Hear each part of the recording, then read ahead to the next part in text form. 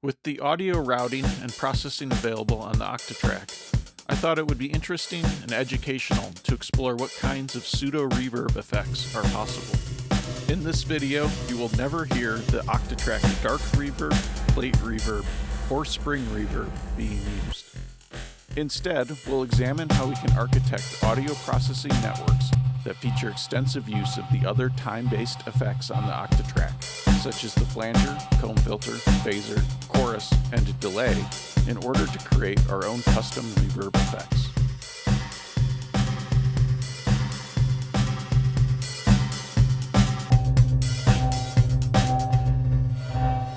Let's try feeding in some other samples.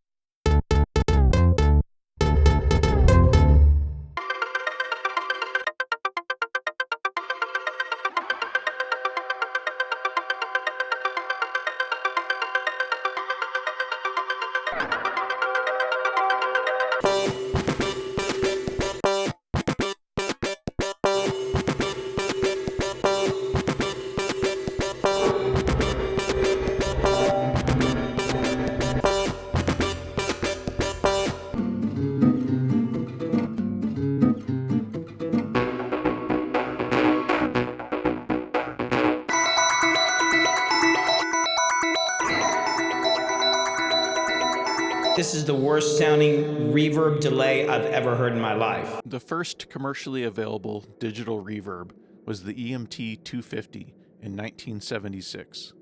This device represented the first main class of digital reverb, now referred to very broadly as algorithmic reverbs. This simply means that the reverberant output is determined purely mathematically based only on the input signal, as opposed to the convolution reverb, which uses an audio impulse recording of an acoustic space or object to capture a frequency response that is used as a guide to generate a reverberant output from novel signals.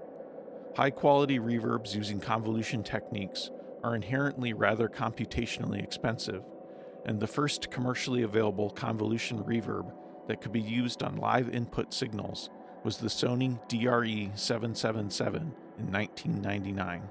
Convolution reverbs and algorithmic reverbs are not mutually exclusive, but for electronic music production, and perhaps music production in general, algorithmic reverbs tend to be more frequently used. Often this is because algorithmic reverbs can be designed to be very computationally efficient, but I think it's primarily because algorithmic reverbs are inherently more flexible and are easily pushed into pleasurably unrealistic territory. When we produce electronic music, we are often viewing the reverb effect as an extension of the timbres we are designing. Similarly, when we use reverb in a mixing context, we seldom attempt to faithfully reproduce natural acoustic environments.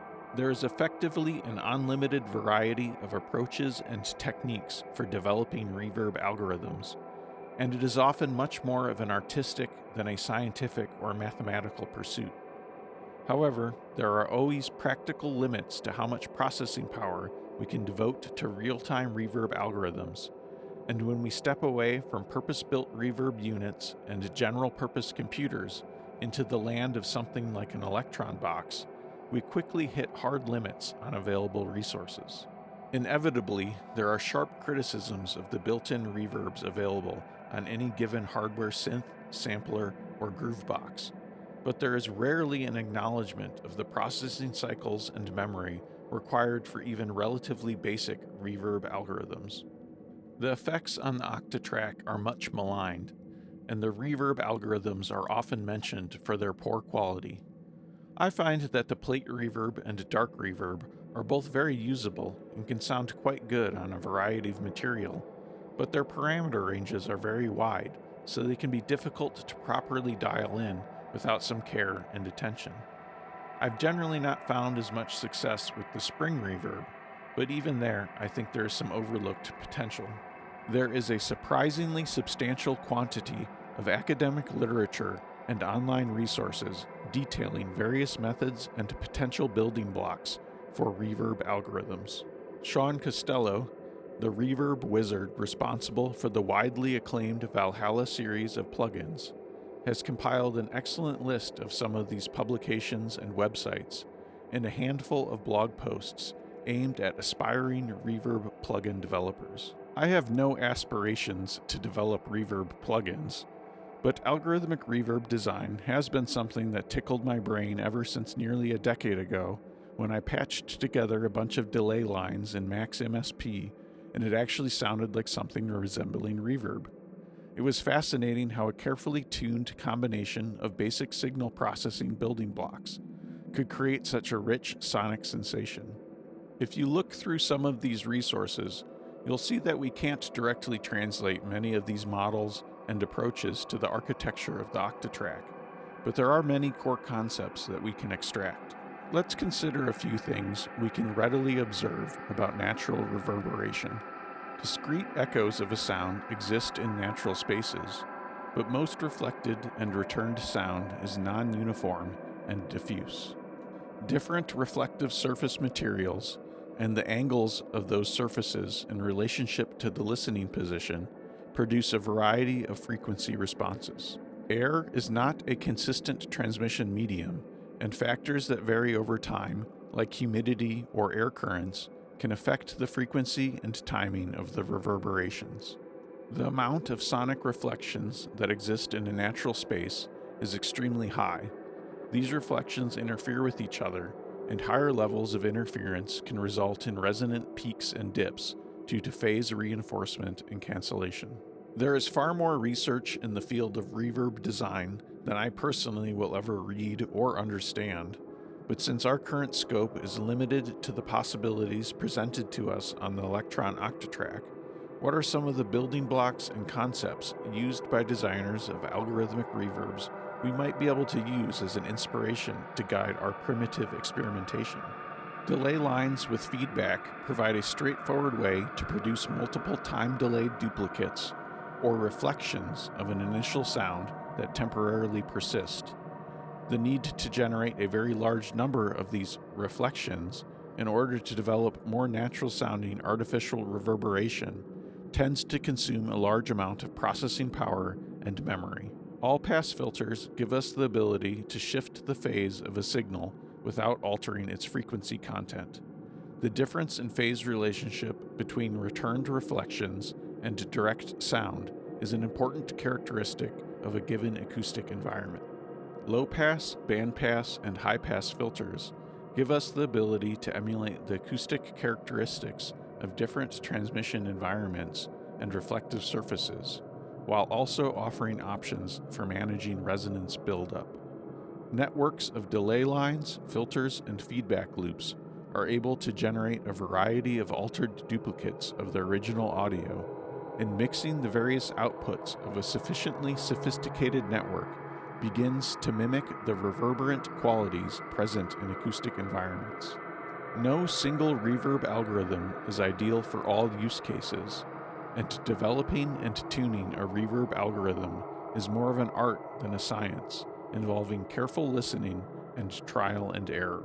Fortunately, the Octatrack gives us not only a variety of useful audio processors, but also the ability to create chains and networks of processing with multiple output taps, as well as feedback loops. Every single effect on the Octatrack is potentially useful for designing a crude reverb, but there are a handful that are much more foundational than the others. Now let's explore in detail one particular approach to creating a facsimile of a bespoke algorithmic reverb on the Octatrack. This is certainly not the only way to implement an Octatrack pseudo-reverb, but many of the concepts will be broadly applicable regardless of the minutiae of any given implementation. Many of the samples that came with the original Mark I Octatrack are delightfully cheesy. I'm using track 8 to store and play back a dry version of our source audio. The original BPM of the sample is at 140, so I match the sample tempo. I don't want to hear any time-stretching artifacts while I begin to set up the audio processing. I set both of the insert effects on track 8 to none. I always want this channel to be unaltered source audio, both to provide a reference and to be able to mix in the dry signal. I copied track 8 and pasted it onto track 1, and muted track 8 while unmuting track 1. This will be the first processing block of our reverb, where what we might call the early reflections will be generated. The simplest approach here is to feed a flanger, phaser, comb filter, or chorus into a relatively short delay. Here I choose to start with a flanger. In our use case, we will generally have the flanger's internal LFO speed set to 0 or very low values, and the feedback will be kept far below the level of a resonant feedback loop. Many Octatrack users watching this are likely familiar with the bug that allows you to paste a delay or reverb into the first effects block on a track, but this demonstration will not use that technique for both clarity and ease of later tuning. I choose a delay for the second effects block and enable the ping pong mode. I highly recommend experimenting with this setting, but I find that the majority of the time, more natural sounding reverb results are obtained when it is enabled, but the effect it has will vary depending on where the delay sits in the processing network. I set this delay to be a rather short delay time with a reasonable but not excessive amount of feedback, since this stage is primarily being used for early reflections. I have typically found it helpful to start with a percussive loop that has a wide range of frequencies, but it's important to keep in mind the downstream impacts on our construction and tuning decisions that this choice of source material entails. Pay careful attention to the filter available on the delay. It's very useful for subtle changes to the frequency content of the reverb and for taming unwanted resonance buildup. How much direct signal you are feeding through each delay is also a crucial consideration for achieving satisfying results.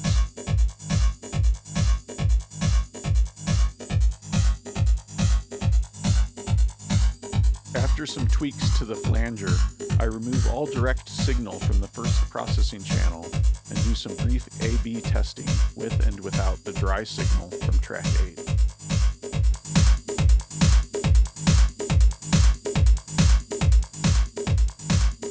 Next, I start setting up the second main processing stage of this particular implementation, which spans across 4 tracks fed in parallel from the output of track 1 and will be used to increase the echo density.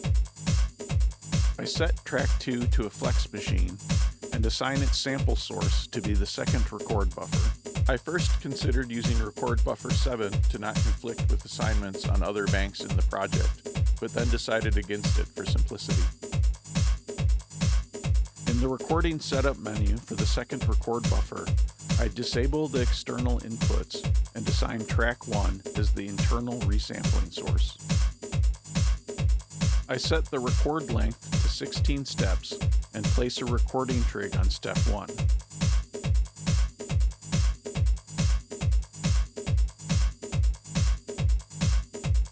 I microtime the record trig backwards by the smallest value possible. The purpose of this microtiming is so that the audio output of the record buffer responds more or less in real time to changes happening on the source track.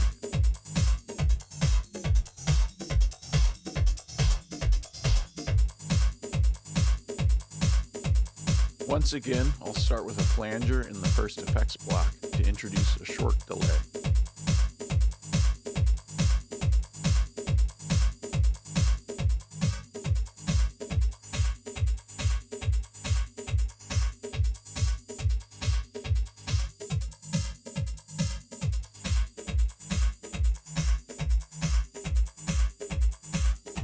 Now I'm curious to hear how it sounds alongside track 1 and the dry signal.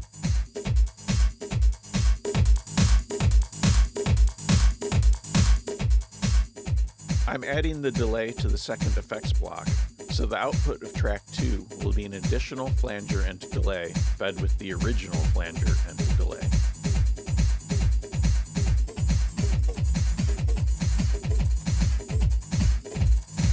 Since these delays are tempo synced, a delay value of 16 is a 16th note delay, which at 140 beats per minute is a value of 107 milliseconds. Much of the reverb literature emphasizes the time range of about 80 milliseconds to 120 milliseconds as generally being where we want to produce the highest echo density. This is to simulate the diffusion of sound that occurs in an enclosed space such as a room or concert hall.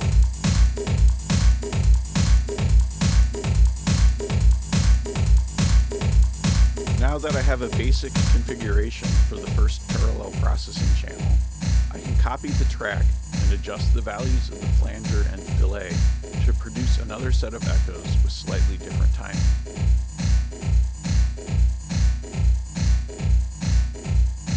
When copying the track, the recording setup menu settings also get copied, but they are irrelevant as each copy of the track will still be a flex machine playing back from the second recording buffer.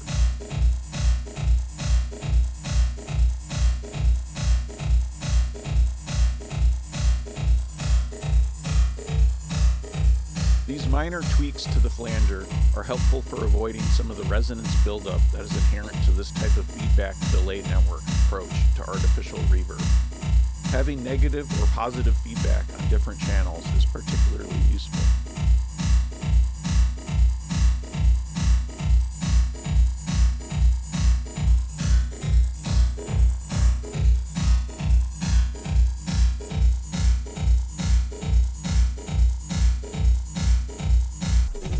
I only want a small difference in the delay timing of each parallel processing channel because I want a high amount of echo density occurring in a particular time range.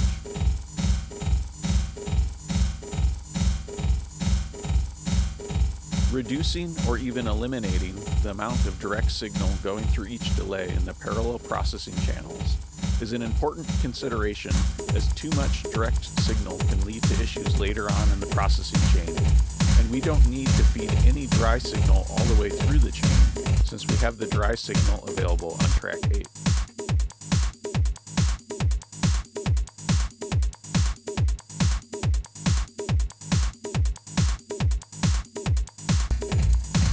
Now I'll create another parallel processing node by copying track 3. I noticed I hadn't enabled the ping pong delay setting, so I go back and turn it on for the second and third track.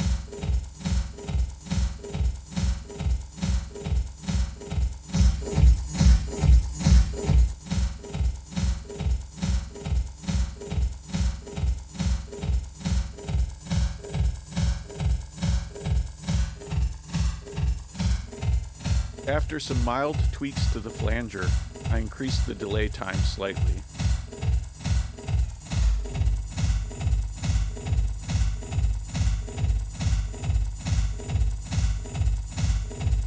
With all three of the current parallel processing tracks playing simultaneously, you can begin to hear a fair amount of echo density is already being generated.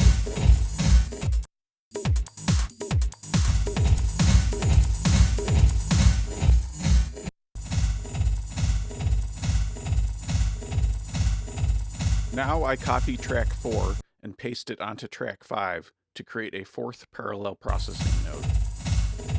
Once again, I increase the delay timing and do some minor tweaks to the flanger. Now a brief listen to the mix of all the parallel processing channels.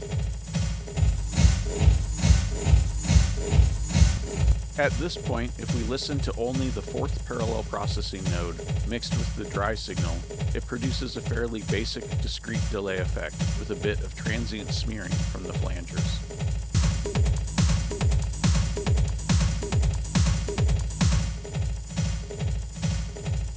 Now that I have 4 parallel processing nodes with flanger and delay timings offset from each other to produce a relatively high echo density, I'm going to take a mix of all those parallel channels and feed it into another series of effects to further increase the echo density and provide additional opportunities to sculpt the frequency spectrum, stereo field, and dynamic range. To mix these 4 parallel channels, I'm sending them to the Q bus and using cables between the physical outputs and inputs of the Octatrack, so I can use a through machine on track 6. Technically, this routing can be done internally without physical cables, but I'm doing it in this manner for convenience and to avoid ghosts in the machine that tend to occur with complex internal routing schemes. Even in this demonstration, I encounter some strange behavior with the through machine where it doesn't appear to be getting triggered and activated, and I'm not hearing the output I'm expecting. In retrospect, I believe this strange bug is an artifact of switching parts, where not all aspects and machines in a new part are fully or properly initialized depending on the configuration that was present in a previous part. In this particular case, the part I had active before switching to this new bank to record the demonstration had a neighbor machine on track 7. A neighbor machine disables the ability of the previous track to send its audio to the main mix, and that audio routing now has to go through the neighbor machine track before hitting the main audio bus. Since this new part had a static machine on track 7, but I did not have a trigger on the sequencer for that track, and I did not attempt to trigger that track manually, the static machine on track 7 had not yet been fully initialized, and my assumption is the Octatrack had not yet re-enabled the ability of track 6 to send its audio directly to the main audio bus. Presumably, it was behaving as if track 7 was still a neighbor machine, at least in terms of disabling the audio routing of track 6 to the main audio bus.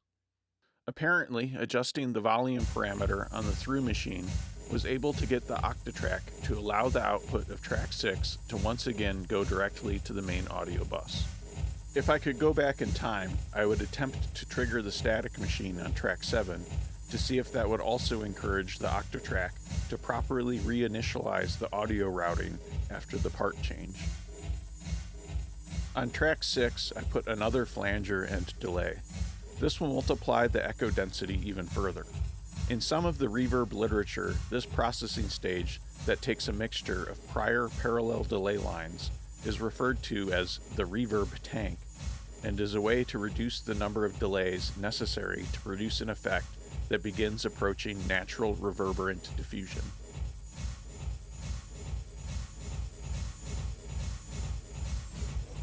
In this particular configuration, the feedback parameter on this delay has the largest effect on what we might consider the decay macro parameter of our crude reverb.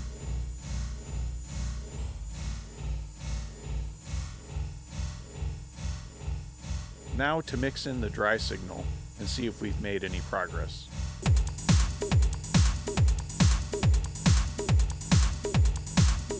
I don't think we're ready for commercial release, but it could be worse.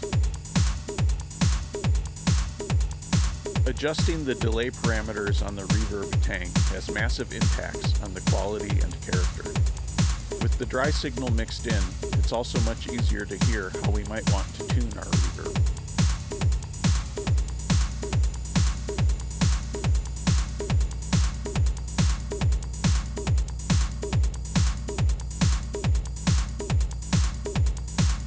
The original early reflections channel is still very useful as an additional separate component of our reverb that we can mix in according to taste.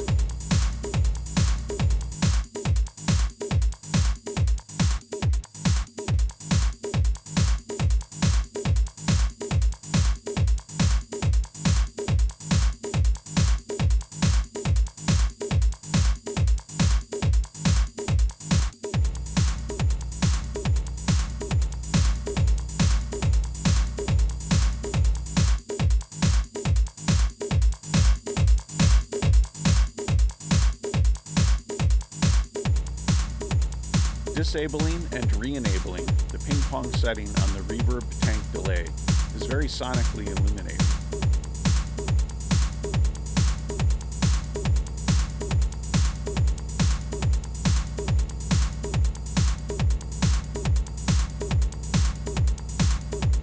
It's extremely easy to spend massive amounts of time going between all the different processing nodes and making small changes that have cascading downstream effects.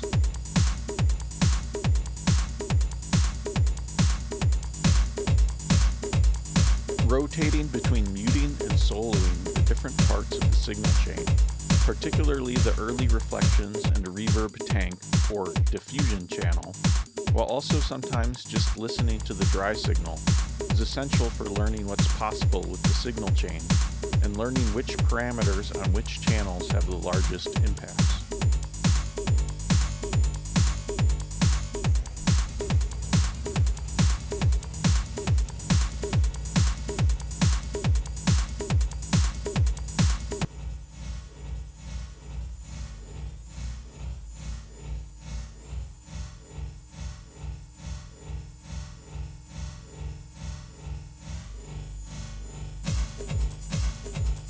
The amount of direct signal passing through the early reflections channel has an impact on every other channel.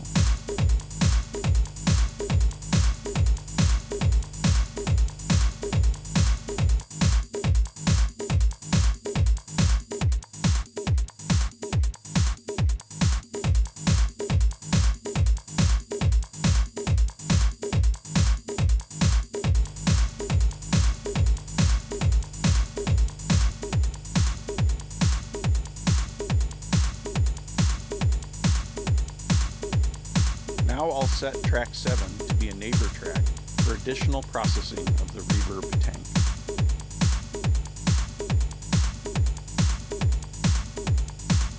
The primary way to directly access an all-pass filter on the Octatrack is by using the phaser effect.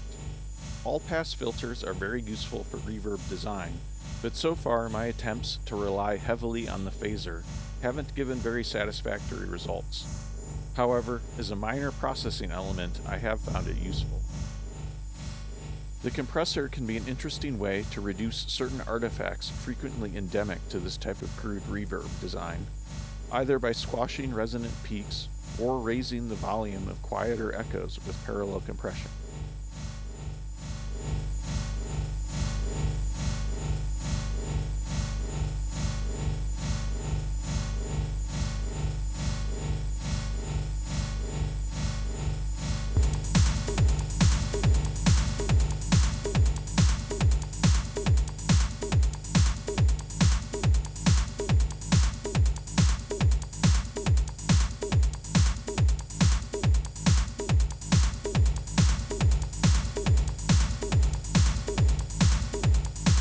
Here I start trying more of a parallel compression approach.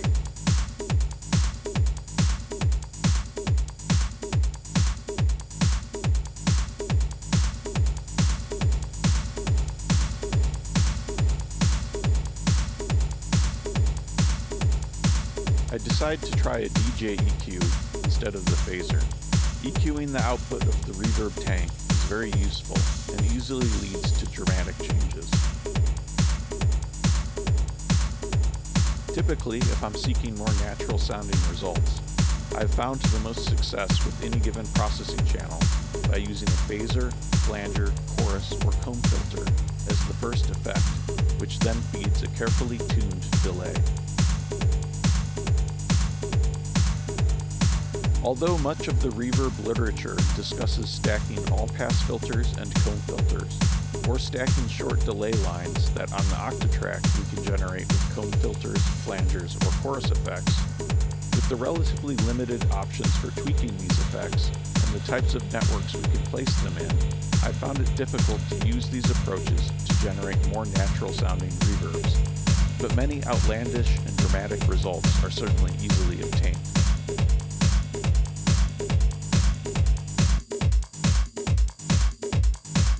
I decide to abandon the parallel compression approach and see what results I get from simple heavy-handed squashing of the output of the reverb tank.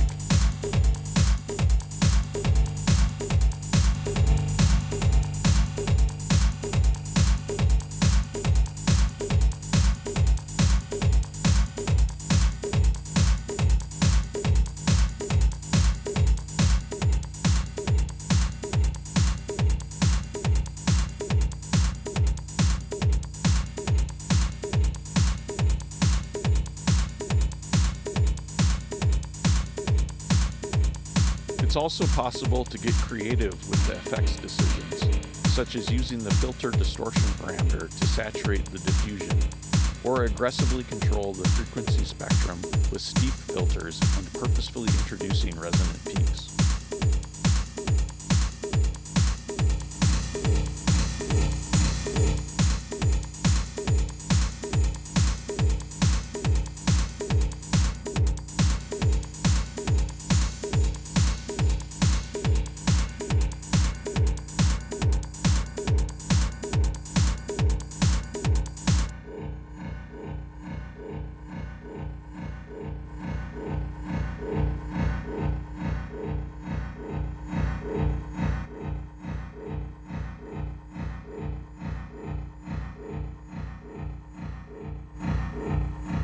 With this highly saturated and compressed diffusion channel that I have now, it's interesting to see how mixing it in at a very low level blends with the dry signal and early reflections.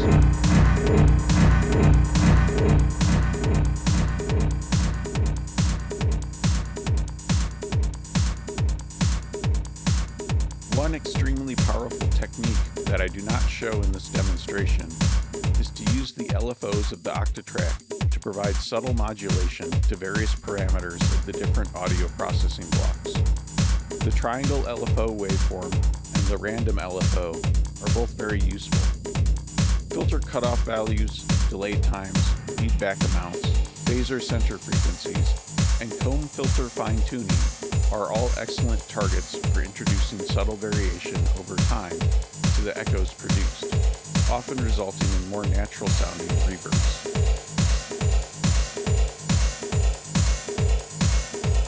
One of the biggest challenges with this crude signal processing chain is getting longer decay times and diffusion tails that aren't excessively grainy because our echo density is fairly low. This is where something like using the all-pass filters in a phaser could be very useful for smearing the transients before feeding the delay network, but it's difficult to balance various competing needs given the fairly limited options on the Octatrack. And, as previously stated, different source audio will demand very different tuning of the processing network to get satisfactory results. Something that sounds great for drums might be terrible on vocals. Something that sounds great on a guitar might be imperceptible on a soft pad sound.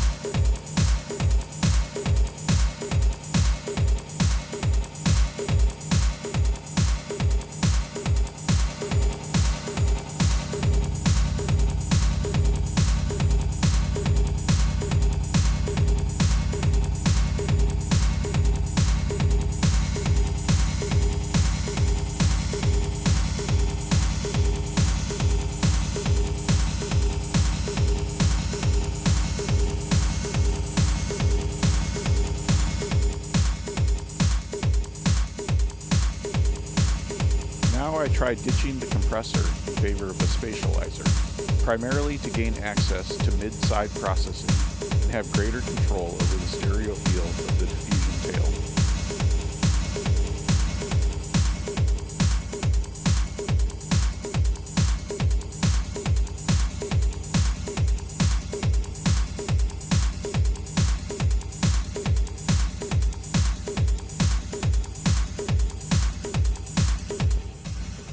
Soloing the diffusion channel is useful for tweaking and tuning, but can also be misleading. Many of the imperfections of the diffusion tail of a crude reverb become irrelevant and sometimes even desirable when mixed with the source audio. In actual music making and mixing, it's rare that we would want to listen to the naked diffusion tail of a reverb fading into silence.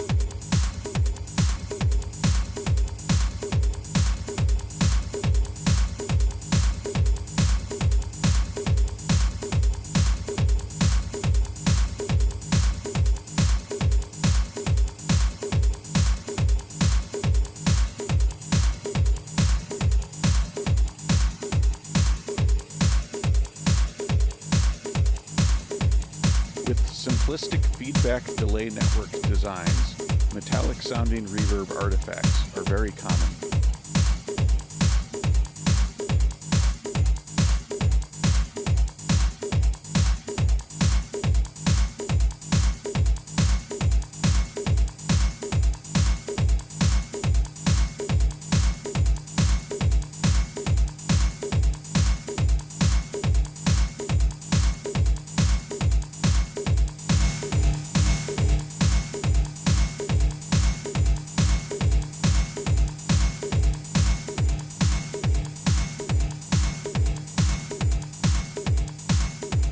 Here, I'm attempting to reduce the metallic sound of the reverb by adjusting the cutoff frequency and slope of the filter, but simply by reducing the overall gain by lowering the filter distortion parameter, much of the metallic sound blends into the source audio, and it sounds much more natural despite very little change to its character.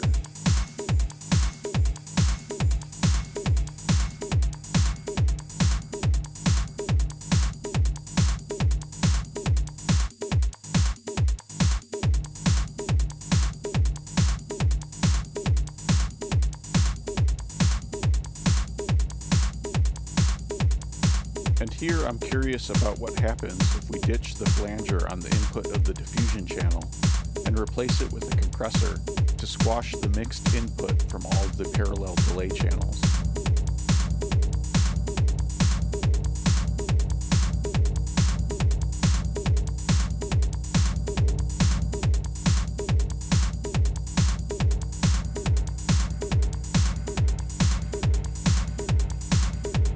Now I try replacing the spatializer with a chorus effect. It's rather common in many reverb designs to have a discrete chorus on the output, which can give extra control over the character of the reverb.